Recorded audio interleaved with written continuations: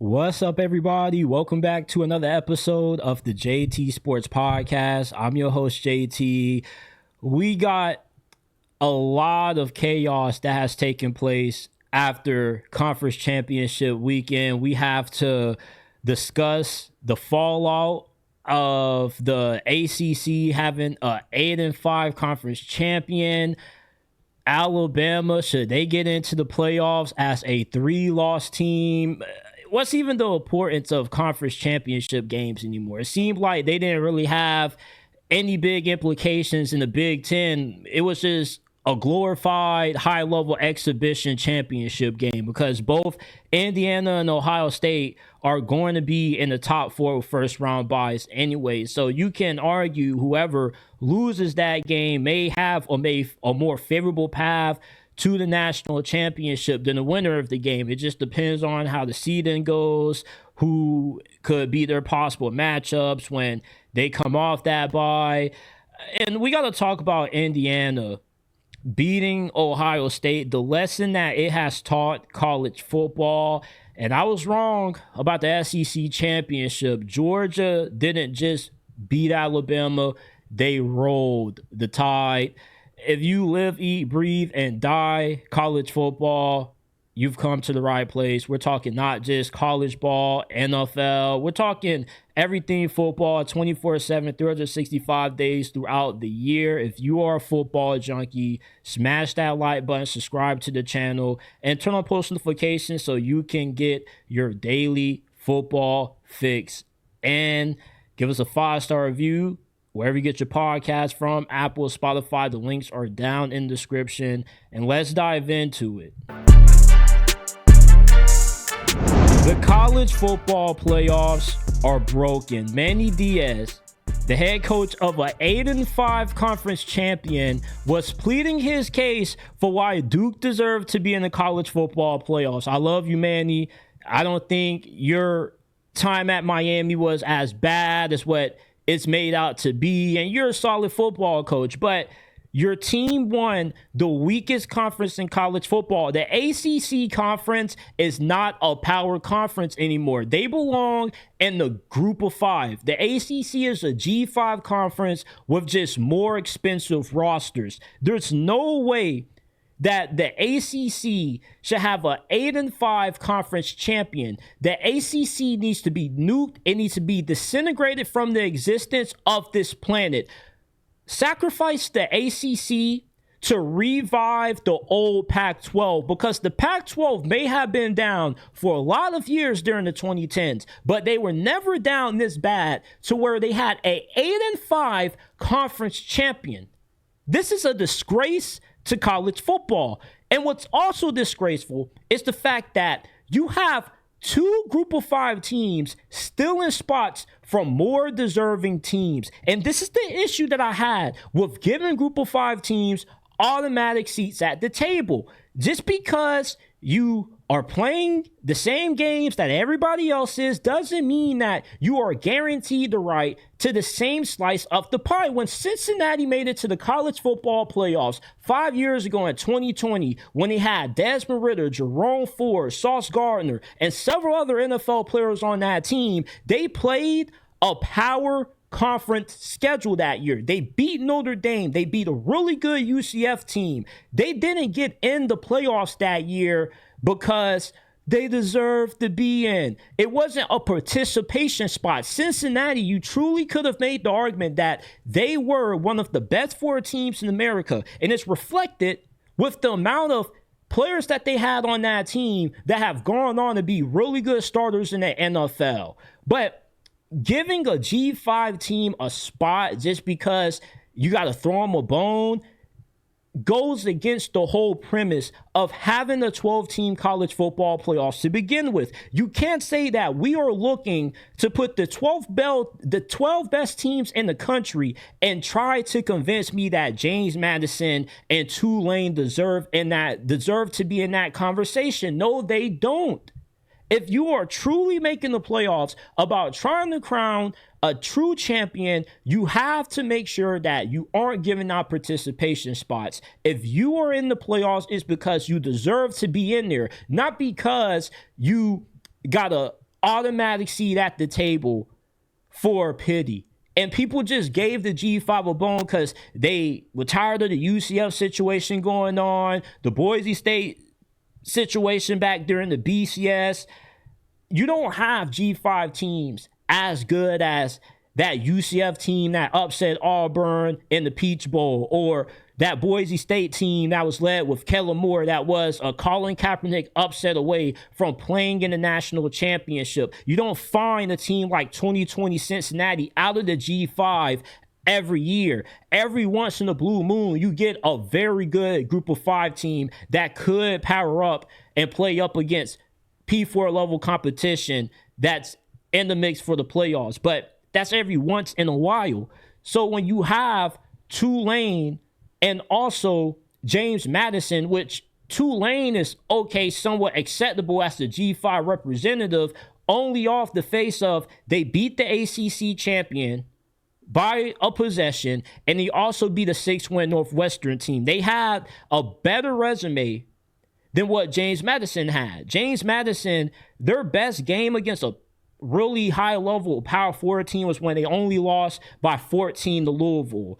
It's inexcusable that we have 2 G5 teams still in playoff spots, from Vanderbilt, who is a 10-2 team out of the SEC with several ranked wins and respectable losses. And then you have Texas, despite them being a 3-loss team. And I got a few things to say about all of you critics out there that don't want to see a 3-loss team in the college football playoffs. But before I get back on that, we're going to double back to why Texas also has a right to be in the college football playoffs, but they're being screwed over because you want to give the G5 a bone. You want to give them a participation spot, and you can't say that the playoffs is about having the 12 best teams, picking the best 12-team field of the best teams in this sport, and convince me that Vanderbilt and Texas shouldn't be in the playoffs over Tulane and James Madison.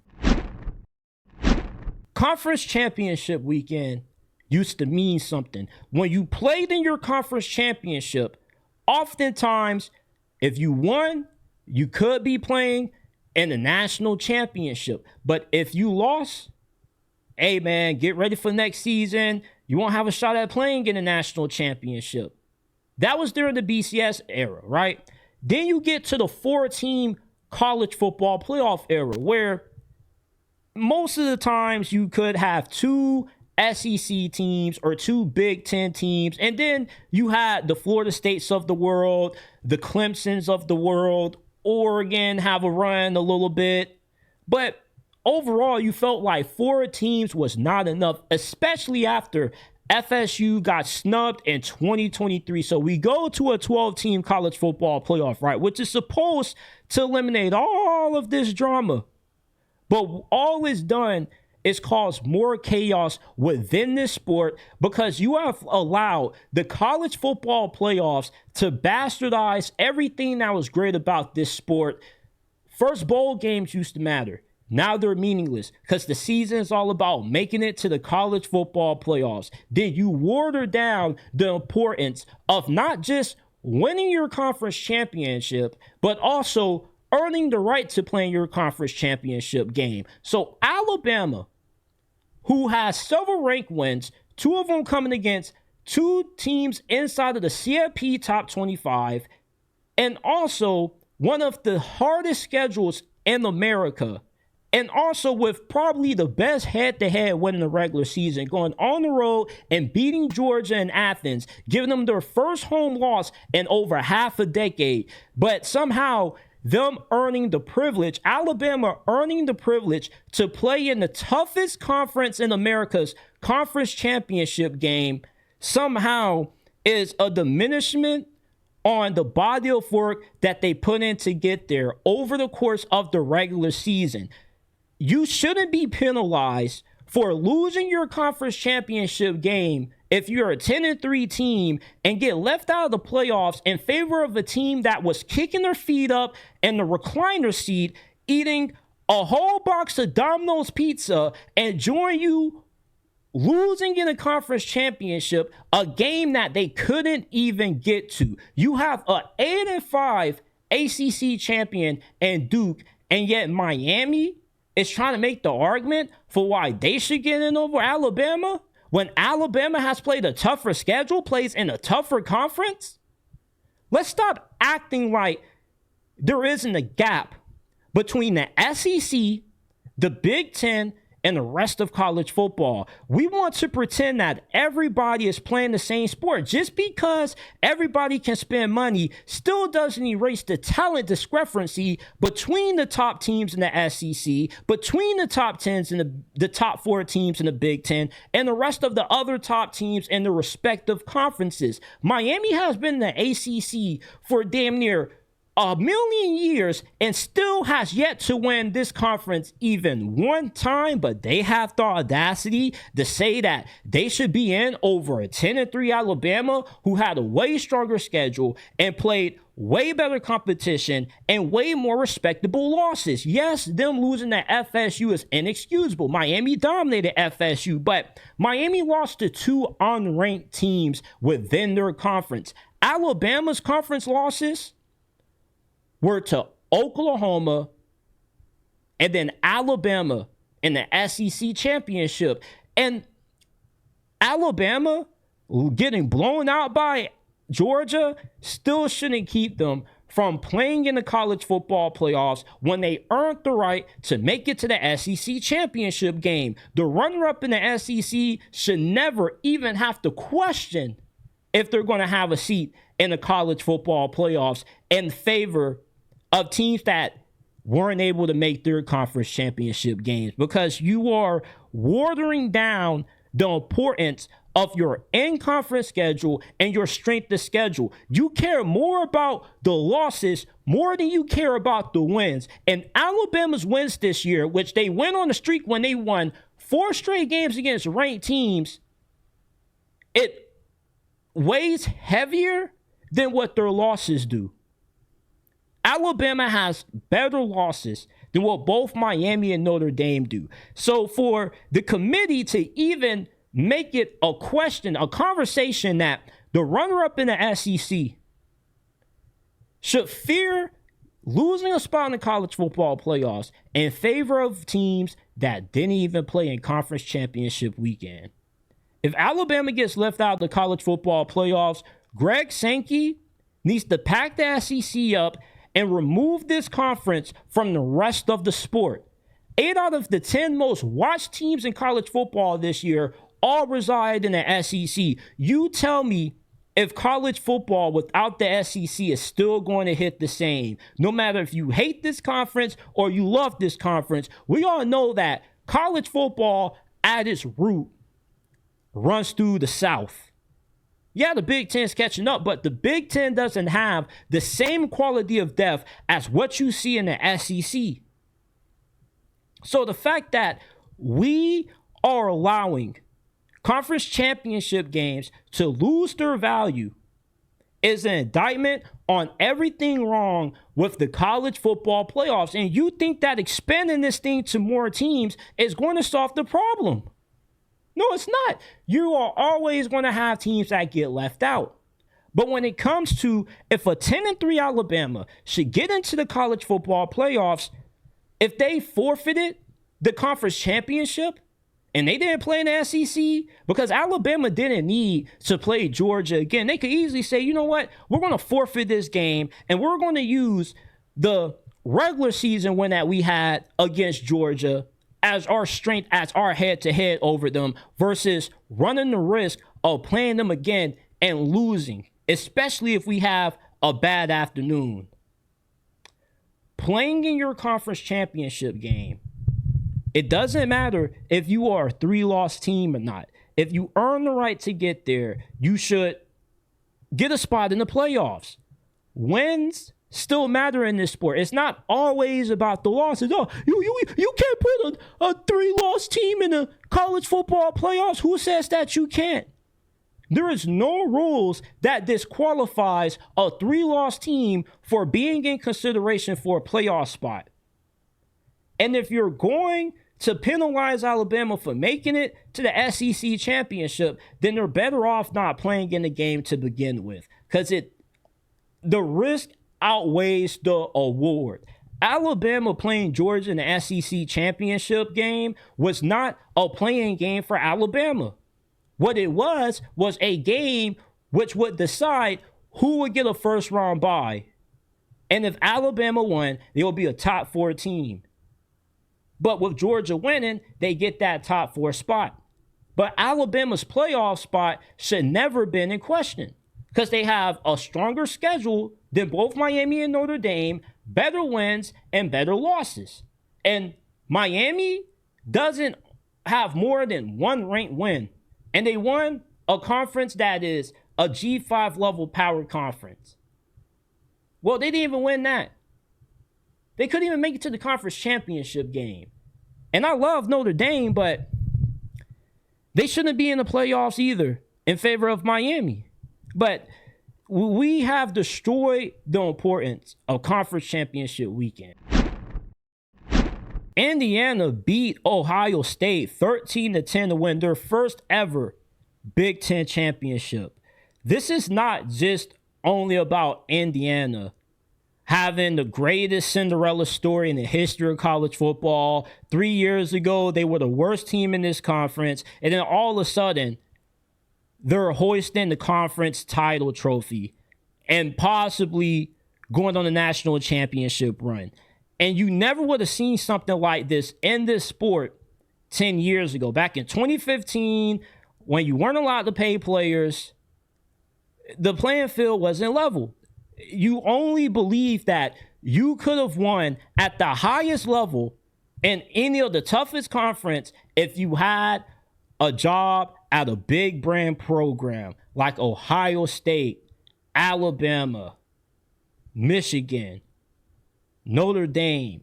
Now with what Indiana has shown us by beating Ohio State for the Big Ten championship is that you don't need to be at a big time program to be able to compete for a national championship as long as you are given comparable resources so you can put together a roster that is just a third of the fraction as talented as a team like Ohio State that recruits at a top 5 level or better every single season.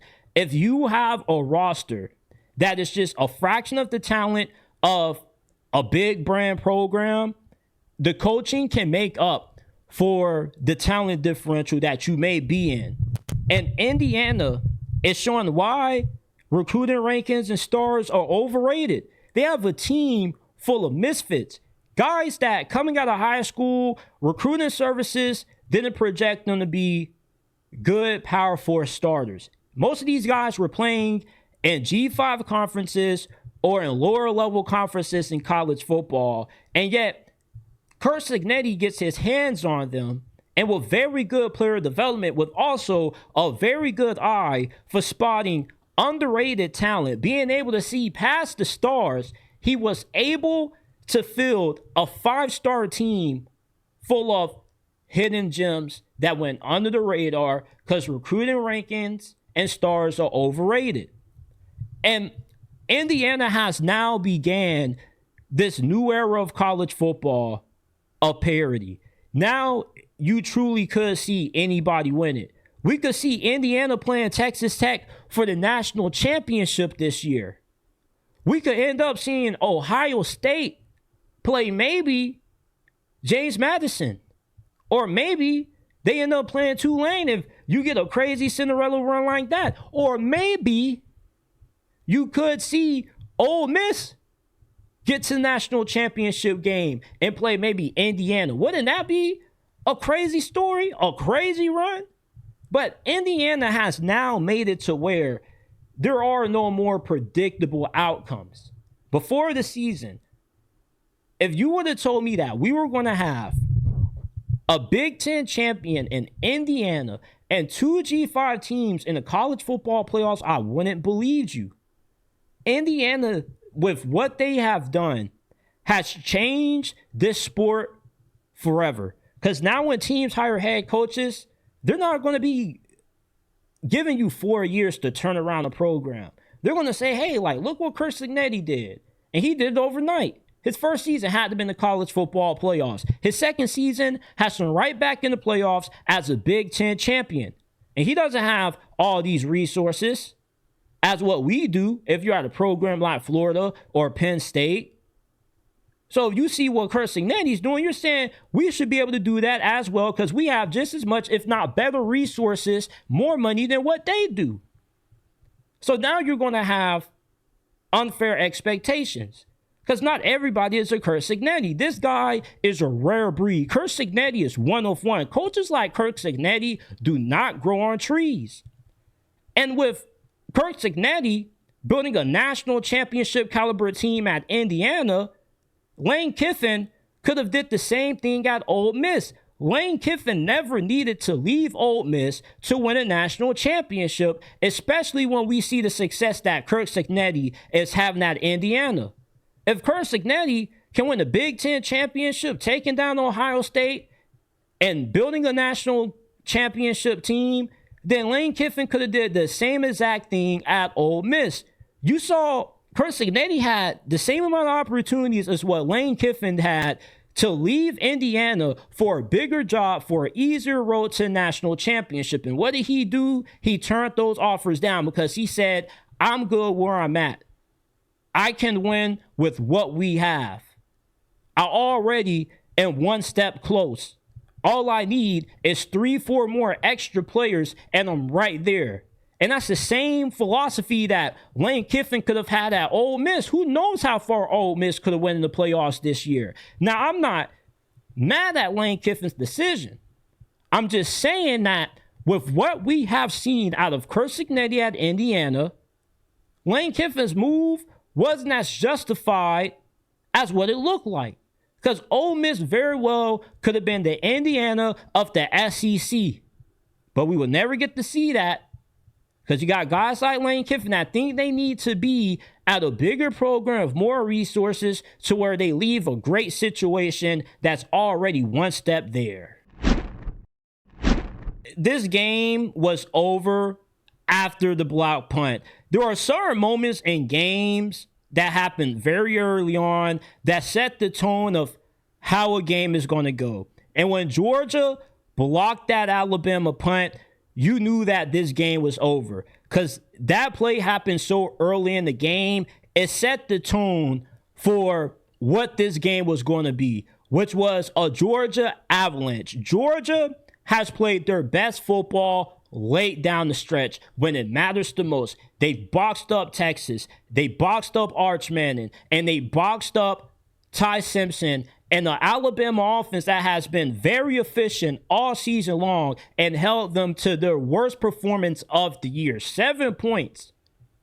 Ty Simpson has regressed ever since that game against Oklahoma started. When you get some pressure on him and you get a few hits on him, he's not able to see the field right. He gets very rattled as well. And you couple that with an Alabama offense that can't run the damn football with negative 93 rushing yards on the game.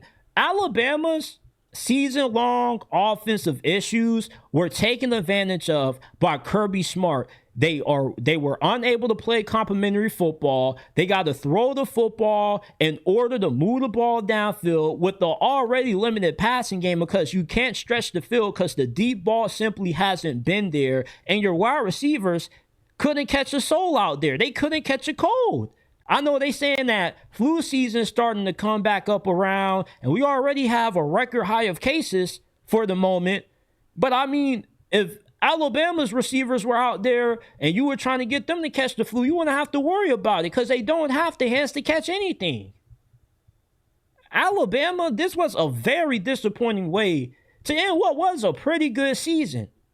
Now, we can argue the optics about if Alabama should be in or not, but losing this game in the fashion that they did is kind of a stain on the program. Alabama getting dominated by Georgia like this really makes you miss Nick Saban. And I'm not saying that Nick Saban couldn't have been in this same exact situation because we don't really know. College football is so random. Who knows? Like maybe Nick Saban could have had some years when Alabama slipped up and they were 9-3 out of the playoffs. We would never know, but you always knew that. You never questioned the preparation of Alabama going into a conference championship game like this. And Kalen DeBoer is 19-4 in ranked games. He has a 7-2 record against the top 10. And for Alabama to look this flat, it kind of hurts his reputation a little bit. And I know I joked around and trolled with the idea of him being the second coming of Nick Saban, but I really am a little bit puzzled with what I seen out of Alabama this year of Kellen DeBoer as the head coach. I still love the brother. He won me a lot of money my junior year of college. Helped me pay my tuition with how much money I was putting down on Washington, and they were hitting them books. And they were smacking these teams, and they smacked Dan Lannon twice, and they smacked Steve Sarkisian in the first round of playoffs. That was all because of the great coaching of Kellen DeBoer. Essentially, he was Kurt Signetti before Kurt Signetti. But with him being at Alabama, man, there's just certain games that you watch, and you're just asking yourself, like, what did this team do all week in practice? Like, Ty Simpson could even complete the 4 pass for the first quarter of this game. Like, the brother was out there spooked the hell out by Georgia's defense. The dude looked like he hasn't seen a great defense like that all season long, which, give it to his credit, he probably hasn't. But, I mean, this is the SEC. Everybody has relatively good defenses. And Ty Simpson has gradually regressed over the course of this season. Ty Simpson was so bad against Georgia, I was wishing for Jalen Milroe to come back.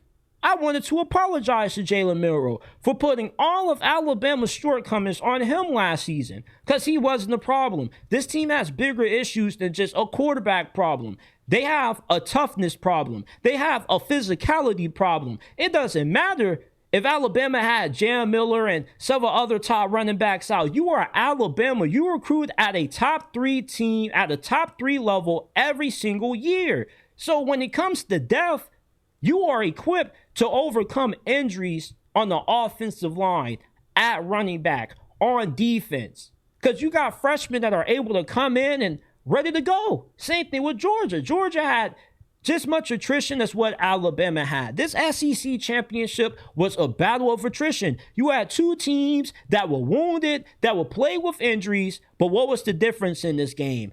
Alabama couldn't play a complete game. Georgia beat Alabama in all 3 phases: offense, defense, and special teams. That's a coaching issue when you lose a game in all 3 phases like this. I'm very shocked that Alabama looked as flat as what they did.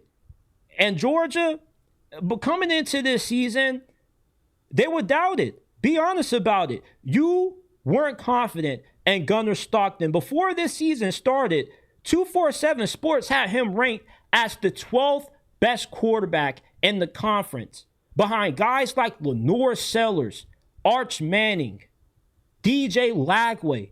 And you fast forward to 4 months now, Gunnar Stockton's the best quarterback in the SEC. He deserves the Heisman Trophy. Diego Pavia was a good story, but Gunnar Stockton led Georgia to the SEC championship. And he was doubted a lot more than what Diego Pavia was coming into this season. And the seasonal improvement that Georgia made on defense is what has made them the most dangerous team entering the playoffs right now. Georgia's defense to start this year was getting carved up by Joey Aguilar. Lane Kiffin hung a 30 burger on them. And ever since, this defense has looked like the defense we have grown accustomed to seeing under Kirby Smart. Kirby Smart is always trying to better this team. He's never settled with the team looking like the final version of themselves, like how Alabama was. Alabama, throughout the course of this season, they never tried to improve the run game. They kind of was like, we can't run the football. It is what it is. And in this game, they tried to come out and be the more physical team, try to get the run game going, but they couldn't, because that's not just who they are. Kellen DeBoer is a pass-heavy coach, and if the passing game isn't working, then you're already asked out. The same issues that Alabama's having offensively, Washington had. They weren't that good running the football, but at least they could run the football when they had to. Alabama can't run the football when they have to. Running the football is a mentality thing. Your mentality is that we can run the football even when you know it's coming. Why? Because there's nothing you can do to stop us. And there was nothing that Alabama could do to not only stop Georgia's run game, but to stop their entire offense. I mean, this was a completely tactical and decisive takedown that Georgia took on Alabama or had on Alabama. I wouldn't be shocked if we see Georgia win the national championship. They don't have a team full of household names, but they're well coached, and they still have a team that's full of some of the best players in America. Kirby Smart once again shows everybody why he still is the king of this sport.